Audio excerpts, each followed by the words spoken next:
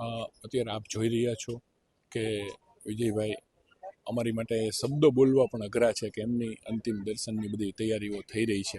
માનવામાં ન આવે એવી દુઃખની વાત છે.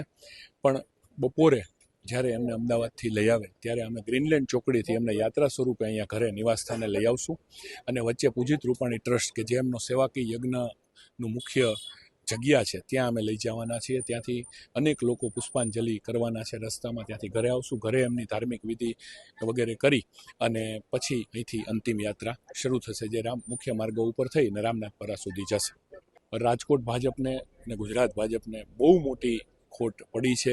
અનેક કાર્યકર્તાઓ મારા જેવા કે જેમનું એમના હાથની જે ઘડતર થયું છે, સતત અમે એની સાથે લાઈવ રહ્યા છીએ.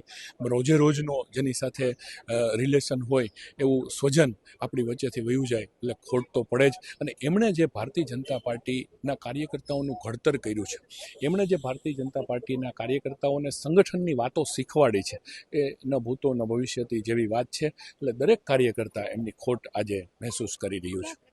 ભારતીય જનતા પાર્ટી એક સંગઠન બેઝ, કેડર બેઝ પાર્ટી છે.